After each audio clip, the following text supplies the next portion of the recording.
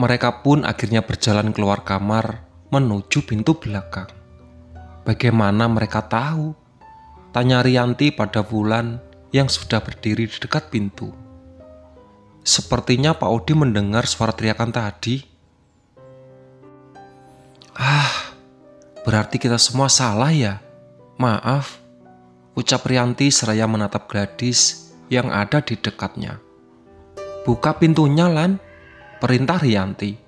Tidak bisa, mereka semua akan tertangkap, balas Wulan.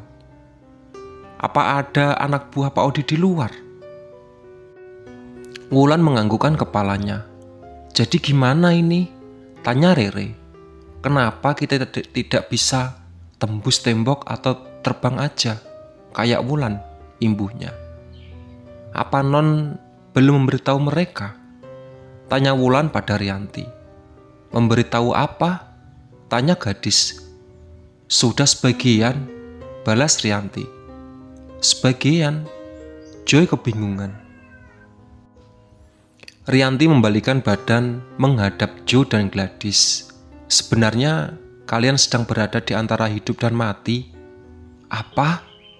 Saut Rere yang berdiri di belakang gadis. Intinya, kalian belum sepenuhnya mati, jelas Rianti. Suara deru langkah semakin mendekat. Apa yang harus kita lakukan? Tanya Rianti pada Wulan. Wulan mendekati pintu dan meraih gagang pintu. Sepertinya kita terpaksa melakukan itu, Non. Rianti mengangguk pelan, tanda ia mengerti dengan ucapan Wulan. Bagaimana dengan teman-teman saya? Tanya Ju. Mereka sudah tidak bisa diselamatkan, balas Wulan. Semakin kalian belum sepenuhnya mati, kalian masih ada kemungkinan selamat, imbuhnya. Dari mana kalian tahu kalau kami belum sepenuhnya mati? Tanya Rere. Tubuh orang mati itu dingin, nafasnya pun dingin, balas Rianti. Kriek. Wulan membuka pintu sedikit. Kalian harus lari lurus depan sekencang mungkin. Jangan sekali menoleh ke belakang. Masuklah ke dalam hutan. Nanti di ujung hutan ada jalan keluar dari tempat ini, perintah Rianti. Lalu bagaimana dengan Pak Odi dan anak buahnya? Tanya gadis. Biar kami hadapi, saut Wulan. Kalian sudah siap? Nil, bisik Rere. Iya. Kaki aku masih sakit. Naik ke punggung aku, buruan. Rere naik ke punggung Daniel. Ngapain kamu berdua? Tanya Jo heran. Kaki Rere masih sakit, Jo. Dah, kamu siap-siap aja lari. Jangan lihat kita berdua. Pintu terbuka lebar. Terlihat beberapa anak buah Pak Odi sudah menunggu kami.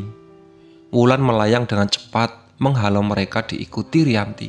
Sekarang, teriak Rianti. Jo menarik tangan gadis. Kemudian mereka berlari duluan, sementara Daniel menusul dari belakang. Mereka berlari tanpa sedikit pun menengok ke belakang, melewati pinggir danau dan masuk ke dalam hutan. Ini bener gak sih jalannya? Teriak gadis seraya menghentikan langkah. Gak tahu, tapi kita harus tetap jalan ke depan, balas Jo yang berjalan paling depan. Capek keluh gadis. Kamu juga capek gak, Nil? Tanya Rere yang dari tadi masih digendong Daniel. Lumayan, balas Daniel dengan nafas tersengal. Berhenti dulu, Nil. Daniel menghentikan langkah, kemudian Rere turun dari punggungnya. Loh, kok turun? Tanya Daniel heran. Gak apa-apa, biar aku jalan kaki aja, balas Rere. Lagian kamu udah gendong aku sejauh ini. Santai aja, Re. Selama aku belum pingsan. Kalau aku pingsan, ntar siapa yang mau gotong? Istirahat dulu, Jo, teriak gadis. Jo menghentikan langkah dan duduk di dekat pohon. Gladys pun berjalan mendekati. Sementara Daniel dan Rere duduk agak jauhan. Nil, sini. Jo memanggil Daniel. Daniel pun bangkit dari duduknya kemudian membantu Rere berdiri. Keduanya pun berjalan mendekati Joe dan Gladys. Kita nggak bisa istirahat lama-lama, takutnya anak buah Pak Odi keburu nyusul, ucap Joe. Lanjut jalan lagi aja, balas Rere. Emang kamu udah bisa jalan cepet? Tanya Joe. Belum sih, tapi kalian jalan duluan aja, cari jalan. Biar aku gendong lagi, Re? Tanya Daniel. Nggak usah, Nil. Asli aku nggak apa-apa. Udah, kalian santai aja. Aku bisa jalan kok. Rere berusaha meyakinkan teman-temannya. Oke kalau begitu. Joe berdiri. Jangan jauh-jauh ya. Kalau capek, bilang aja. Nanti kita cari tempat istirahat yang kira-kira aman, ibunya. Sip, Daniel pun berdiri. Masih belum nemu juga ujungnya, teriak Daniel pada Joe. Belum ada tanda-tanda, Nil, saut Joe. Kamu temenin Joe aja di depan, Nil, pintar Rere. Dia bisa sendirian, balas Daniel seraya membantu Rere berjalan. Re, menurut kamu, apa kita beneran udah mati? Bisa jadi, Re. Kok balasan kamu santai banget? Ya kalau beneran udah mati, mau gimana lagi? Udah takdir kita mati bareng-bareng. Rianti bilang kita ini belum sepenuhnya mati. Nah, aku juga bingung sama kata-kata itu. Dia juga bilang tubuh dan nafas orang mati itu dingin. Coba, mana tangan kamu? Rere menghentikan langkah. Seraya meraih tangan Daniel. Anget. Berarti kamu belum mati, Nil. Kamu juga anget, Re. Kita sama-sama belum mati, balas Daniel sembari menatap wajah Rere. Gladys berdehem kencang. Spontan Rere dan Daniel melepas genggaman. Bukannya jalan, malah pegangan tangan sambil tatap-tatapan, ucapnya. Rere lanjut berjalan dengan langkah pelan, sementara Daniel masih berdiri di belakang. Sambil menyunggingkan senyum. Ngapain berdiri di sana, Nil? Teriak Rere. Daniel pun bergerak menyusul Rere. Mereka sudah berjalan cukup jauh, tapi belum ada tanda-tanda ujung hutan. Rere dan Gadis sudah tampak kelelahan. Beberapa kali mereka meminta untuk istirahat. Kita nyasar nggak sih, Jo? Tanya Daniel. Aku juga nggak tahu, Nil. Balas Jo seraya menatap langit yang mulai berubah jingga. Mending cari tempat aman buat istirahat. Takut keburu gelap, usul Gladys. Iya juga sih, balas Daniel. Gimana, Jo? Jo masih menatap langit. Masih kuat jalan. Kalau aku sih belum terlalu sore. Bisalah kita jalan sedikit lagi. Sanggup, Re? Daniel bertanya pada Rere. Ya terserah. Yuk, jalan sedikit aja. Siapa tahu di depan ketemu ujungnya. Jo bangkit. Terdengar suara langkah kaki bersautan. Spontan mereka pun menghentikan langkah, seraya mengedarkan pandangan. Drap, drap. Suara langkah itu semakin mendekat. Kita harus gimana nih? Tanya Rere panik. Jo hanya diam saja, seperti ia sedang memikirkan sesuatu. Jo, panggil Daniel. Jo, jangan ngelamun. Bentar, aku lagi mikir, balas Jo. Seraya menatap pohon besar di dekatnya. Jalan satu-satunya cuma naik ke atas pohon ini, usulnya. Buruan naik. Spontan Daniel mengangkat tubuh Rere dan membantunya naik ke atas pohon. Ayo, Dis. Rere mengelurkan tangannya. Gladys pun menyambut uluran tangan Rere. Tangan kamu dingin amat, Dis, ucap Rere sambil menarik dengan tangan Gladys. Namun sahabatnya itu malah diam, tak berusaha naik. Buruan, Dis. Gladys menghempaskan tangan Rere. Kalian naik duluan, ucapnya. Aku gak akan naik sebelum kamu naik, ucap Jo. Kamu naik duluan aja, Jo. Terus gimana, Dis? Tanya Rere. Gak usah khawatirin aku, Re. Hah? Rere bingung dengan sikap sahabatnya itu. Suara langkah kian mendekat. Capek nih. Nil, Ju, percaya sama aku, ucap Gladys. Daniel pun naik ke atas pohon, disusul Ju. Dis, panggil Ju seraya mengulurkan tangannya. Namun Gladys bergeming, menatap ketiga temannya itu dengan tatapan sedih. Dari tadi aku ngerasa ada yang aneh sama badan aku yang semakin dingin. Kayaknya aku udah mati beneran, Re. Jangan ngomong gitu, Dis. Ayo naik. Saut Rere kemudian menangis. Kalian semua harus selamat. Gladys melangkah menjauh dari pohon, berdiri menyambut kedatangan Pak Odi dan anak buahnya. Gladys melihat ke atas pohon, tempat ketika temannya bersembunyi, kemudian mengembangkan senyum saat tatapannya beradu dengan Rere. Di sisi lain terlihat Pak Odi dan anak buahnya sedang berjalan mendekat. Hahaha, ketemu juga kamu, ucap Pak Odi. Gladys menghela nafas panjang, kemudian berlari kencang. Belum sempat Rere memanggil nama teman sahabatnya itu, Daniel sudah membekap mulutnya terlebih dahulu. Pak Odi dan anak buahnya pun berlari mengejar gadis. Ah! Teriak Daniel saat Rere menggigit telapak tangannya. Sakit, Re. Biarin, habisnya kamu tega banget ninggalin Gladys seperti begitu aja. Balas Rere kemudian menangis. Itu udah jadi keputusan gadis, Re. Mau gimana lagi? Saut Ju. Iya, kalau aku tadi teriak, bisa-bisa pengobrolan Gladys jadi sia-sia, timpal Gladys. Tapi Gladys itu sahabat aku satu-satunya yang tersisa, Nil. Yang terpenting, sekarang kamu jangan kecewain Gladys. Kita harus pergi dari sini dengan selamat, balas Daniel. Jo turun dari pohon, kemudian Daniel dan Rere. Kita ambil jalan mana? Tanya Daniel. Yang jelas, ambil jangan berlawanan dari arah Gladys lari, balas Jo. Terdengar suara teriakan wanita menggema. Gladys, Nil. Rere memeluk Daniel dan kembali menangis. Kamu harus kuat, Re. Daniel berusaha menenangkannya. Yuk, jalan sekarang, ucap Jo. Kamu bisa jalan, Re? Tanya Daniel seraya melepas pelukan. Bisa.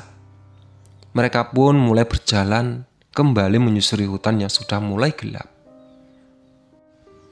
Kayaknya kita harus cari tempat buat malam ini sebelum hutan benar-benar gelap, ucap Jo. Oke, sip. Balas Daniel yang dari tadi memapah Rere. Mereka pun berlanjut berjalan pelan, seraya melihat sekitar. Siapa tahu ada tempat yang bisa digunakan untuk bermalam. Namun sejauh mata memandang, hanya deretan pohon saja yang terlihat. Gimana, Ju? Tanya Daniel. Tempatnya terbuka semua, Nil. Bahaya banget, balas Ju. Di sini kayaknya bisa deh. Rere menunjuk sebuah batu besar yang ada di samping ada pohon yang berdiri rapat. Wah, iya. Daniel pun setuju. Jo melangkah mendekati batu itu, melihat apakah tempat itu cukup aman untuk dipakai bermalam. Gimana, Jo? Tanya Daniel. Bisa sih, tempatnya agak terlalu terbuka banget, saut Jo. Daniel dan Rere pun melangkah mendekati Jo, kemudian mulai merapikan tempat itu. Jo dan Daniel mengambil ranting pohon untuk menutupi area yang masih terbuka. Sementara Rere mengumpulkan dedaunan kering untuk dijadikan alas tempat tidurnya. Malam ini pasti dingin banget, jadi kamu harus siap-siap, ucap Jo seraya menyadarkan punggung di batu besar. Biar nggak dingin gimana? Tanya Daniel. Ya tidur dempetan, Rere di tengah, cetus Jo. Enggak, enak di kamu. Daniel protes. Lah, kenapa marah? Emang kamu cowoknya Rere? Rere melirik Daniel, menantikan jawaban darinya. Ya bukan sih, tapi nggak enak lah. Masa cewek diimpit sama cowok? Balas Daniel. Sebuah jawaban yang membuat Rere sedikit kecewa. Ya udah kalau gitu, Rere tidur di pojok sini dekat pohon. Soalnya nggak terlalu dingin. Terus kamu tidur di ujung sono. Nah, aku di tengah. Usul Ju. Nggak usah misah-misah. Aku nggak apa-apa kok kalau tidur dempetan. Ucap Rere. Nah tuh, Rere aja setuju. Saut Ju. Ya udah. Rere tetap di pojok, aku di sampingnya. Terus baru kamu Ju. Modus. Kagak. Biar kalau ada apa-apa, kamu duluan yang kena. Daniel tertawa kecil. Hah? Bilang aja mau deketin sama Rere. Udah dari tadi itu dibahas. Siapa aja boleh tidur deket aku. Serah Rere. Asik. Daniel langsung bergerak ke samping Rere. Suasana hutan begitu sunyi, tak terdengar sedikit pun suara. Dingin gak Re? Bisik Daniel. Sedikit. Shh. Berisik. Selaju. Tidur. Siap bos. Pagi menyapa, disambut dengan kicauan burung yang bersautan. Daniel dan Rere istirahat tidur berpelukan. Sementara Ju sudah tidak ada di tempat. Daniel bangun dari tidurnya, diikuti Rere. Maaf, ucap Daniel canggung, lalu melepaskan pelukan. Nggak apa-apa, balas Rere. Daniel mengedarkan pandangan, mencari keberadaan sahabatnya. Ju, panggilnya seraya bangkit. Ju kemana Nil? Tanya Rere. Aku juga nggak tahu. Daniel berjalan sambil melihat sekitar. Terlihat Ju sedang duduk di samping pohon, sembari menatap langit. Kamu di sini ternyata, sapa Daniel sambil menepuk pundak Ju. Ngapain Ju? Nggak ngapa-ngapain. Balas Ju masih menatap langit. Daniel menatap wajah sahabatnya itu dari samping. Terlihat ada bekas air mata di pipinya. Kamu habis nangis? Kagak. Jangan bohong. Ada masalah apa sih Ju? Ju menatap wajah Daniel. Pegang tangan aku. Apa sih? Daniel terlihat bingung. Pegang aja Nil. Enggak Ju meraih tangan Daniel. Spontan Daniel berusaha melepaskannya, namun Ju tetap memegang tangan sahabatnya itu dengan erat. Apa yang kamu rasain? Tanya Ju. Lepas malu kalau dilihat Rere. Apa yang kamu rasain Nil? Ju kembali bertanya. Bukannya menjawab pertanyaan Ju, Daniel malah menangis. Ada apa pagi-pagi udah ribut? Tanya Rere. Kenapa kamu nangis Nil?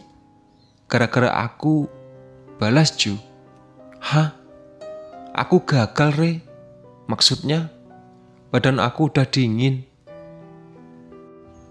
Daniel memeluk tubuh sahabatnya itu sambil menangis. Ju, pokoknya kamu gak boleh pergi, ucapnya. Aku gak akan pergi Nil.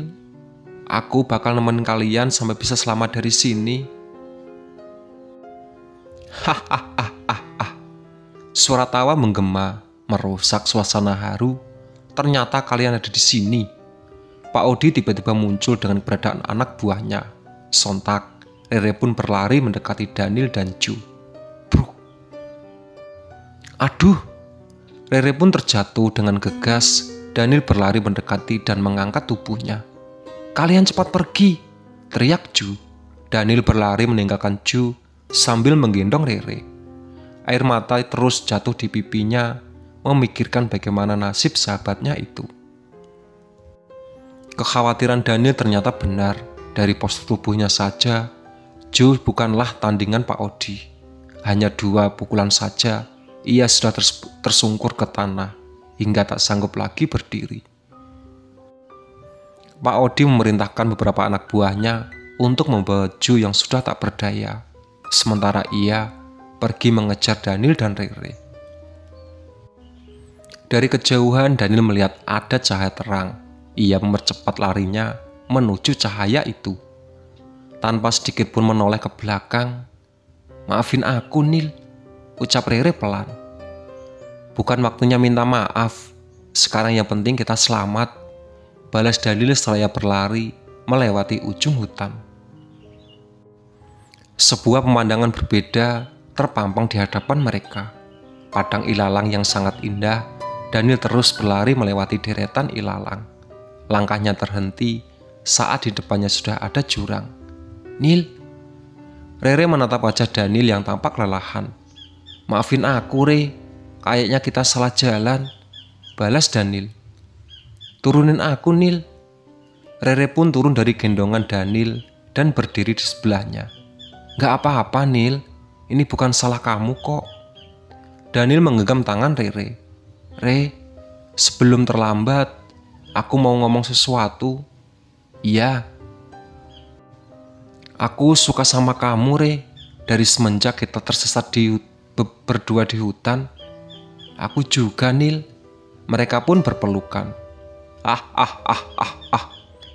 Suara tawa menyeramkan itu mengganggu suasana romantis antara Rere dan Daniel.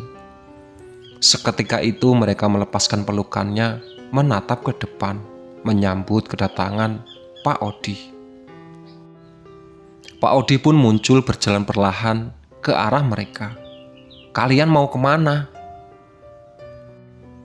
"Re, kamu masih bisa lari," bisik Daniel. Rere menggelengkan kepala. "Kalaupun harus ketangkep, setidaknya kita selalu bersama-sama. Kamu tunggu di sini." Daniel berlari mendekati Pak Odi, kemudian melayangkan pukulan padanya. "Begitu saja kemampuanmu." Pak Odi berhasil menepis pukulan Daniel, kemudian membanting tubuhnya ke tanah. "Daniel!" teriak Rere disertai air mata yang jatuh di sudut matanya. Ia tak bisa melihat tubuh Daniel karena terhalang ilalang. "Ah!" terdengar teriakan Daniel saat Pak Odi melangkah maju. "Daniel! Pergi, Re!" saut Daniel. Pak Odi mengangkat tubuh Daniel kemudian membantingnya lagi ke tanah. Setelah itu, tak terdengar lagi suara Daniel. "Sekarang giliran kamu," ancamnya sembari melangkah mendekati Rere. Rere mundur perlahan, tak ingin kalau di belakangnya ada jurang, hingga akhirnya ia pun terjatuh ke dalam jurang. "Ah!" teriak Rere seraya menutup mata. "Ah!" Rere teriak kesakitan, merasakan tubuhnya seakan-akan hancur berkeping-keping. Ia membuka mata, samar-samar terlihat sudah banyak orang yang berkerumun, serta suara sinire ambulan yang terdengar. "Ada yang masih hidup," teriak seseorang. Tubuh Rere diangkat, kemudian dibaringkan di atas brankar. Ia tak sanggup menahan rasa sakit di tubuhnya. Hingga akhirnya ia tak sadarkan diri. Terdengar suara alat pendeteksi jantung, denyut jantung. Perlahan, Rere pun mulai tersadar. Membuka mata seraya mengedarkan pandangan. Matanya terpaku pada orang yang berdiri menghadap ke jendela kamar. Dari belakang ia sudah bisa mengenalinya. "Daniel," ucapnya pelan. Orang itu menoleh benar saja. Ternyata itu Daniel. "Akhirnya kamu bangun juga, Re," ucapnya seraya mengembangkan senyum dan berjalan mendekat. "Kok kamu bisa ada di sini?" Rere seakan-akan tak percaya dengan apa yang ia lihat.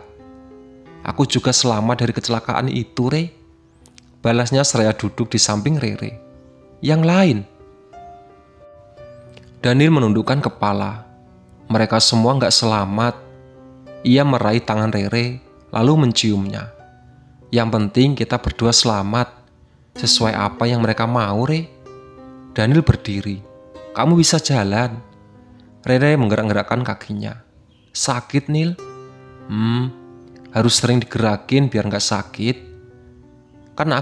Kan aku juga baru bangun."